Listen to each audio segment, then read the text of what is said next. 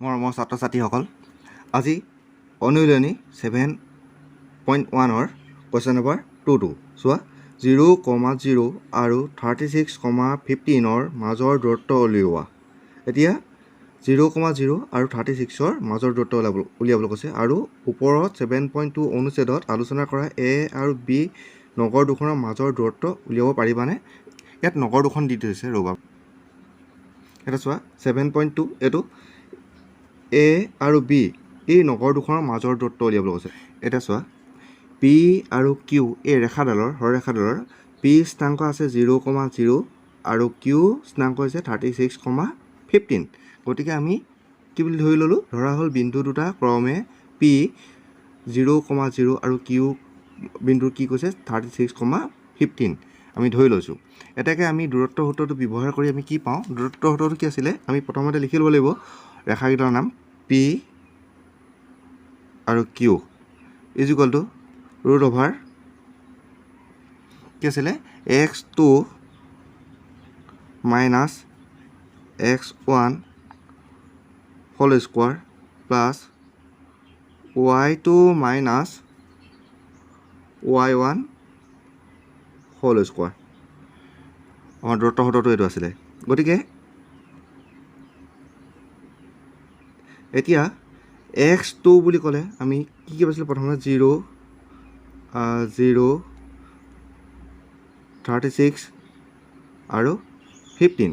এতিয়া চোৱা, এইটো x1 হ'ব, এইটো y1 হ'ব আৰু এইটো তোমাৰ হ'ব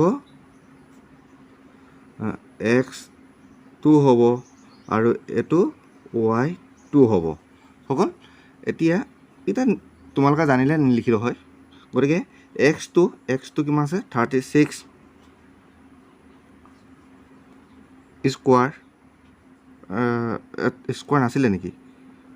ৰ'বা, স্কোৱাৰ নাছিলে, মই স্কোৱাৰ দি পালোঁ, স্কোৱাৰটো কেঞ্চেল কৰিলোঁ। এতিয়া মাইনাছ x1 মান কিমান দিছে? 0 দিছে, হোল স্কোৱাৰ দিছিলে, প্লাছ y2 মান দিছে 15 মাইনাছ y1 মান দিছে 0 হোল স্কোৱাৰ। এতিয়া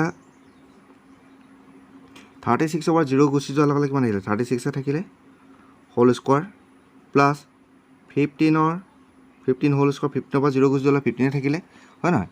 তাৰপাছত এতিয়া কিমান থাকিলে? এতিয়া 36ক বৰ্গ কৰিবলৈ কৈছে। 36ক বৰ্গ কৰা মানে কিমান হ'ব? মই এটা বৰ্গৰ ভিডিঅ' এটা মই দি থৈছোঁ, গতিকে তোমালোকে সেই ভিডিঅ'টো চাব পাৰিবা। অতি সহজে ভিডিঅ' বৰ্গ কৰিব পাৰি। এতিয়া ধৰি লোৱা 36 আছে নহয়, এনেকৈ দুভাগ কৰিবা, স্কোৱাৰ কৰিবা।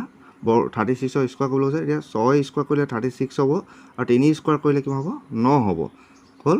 আকৌ এই 3 আৰু 6 দুইটা পূৰণ কৰিবা, কিমান পালা? 18 পালা। 18ৰ লগত এই দুইটো বৰ্গ সংখ্যাটো পূৰণ কৰি দিবা, কিমান পাবা? 16, 6, 1 উকলিলে, তাৰপাছত 2 × 2 = 3, 36, হয় নহয়? 36টো ইয়াত বহাই দিয়া। এতিয়া 6, 9 কিমান পালোঁ? 12। এতিয়া 1, 2, 9, 6 প্লাছ 15ৰ বৰ্গও এনেধৰণে কৰিব পাৰিবা। গতিকে ভিডিঅ'টো তোমালোকে চাবা, ভাল পাবা।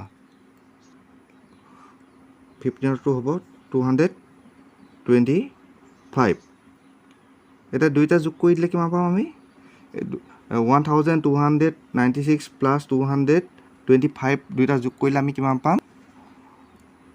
1521। গতিকে এই দুটাক যদি আমি বৰ্গ কৰি দিওঁ, আকৌ দেখিছা নাই? এতিয়া এইটো যদি বৰ্গ কৰি দিওঁ কিমান পাম? 39 হোল স্কোৱাৰ। এতিয়া √over স্কোৱাৰ কেঞ্চেল হ'ব, এইফালে কৰিছোঁ। 39ক যদি মই স্কোৱাৰ কৰি দিওঁ তেতিয়া কিমান থাকিব? অকল 39 থাকিব। হ'ল, 39 থাকিব। এতিয়া যিহেতু আমি দূৰত্ব বুলি ক'লে একক এটা লিখোঁ, কিলোমিটাৰ, মিটাৰ, এনেকৈ। ইয়াত যিহেতু তোমালোকৰ একো নাই, গতিকে তোমালোকে কি লিখিব লাগিব? ইয়াত একক এটা লিখিব লাগিব। কি বুলি লিখিব? 39 একক বুলি লিখি থ'বা, একো নাই যিহেতু। হ'লনে? এনেকৈ ধৰণে কৰি থ'ব পাৰিবা। আৰু এই বৰ্গৰ মই ভিডিঅ'টো তোমালোকৰ ডেছক্ৰিপশ্যনত লিংকটো দি দিছোঁ, তোমালোকে চাব পাৰিবা।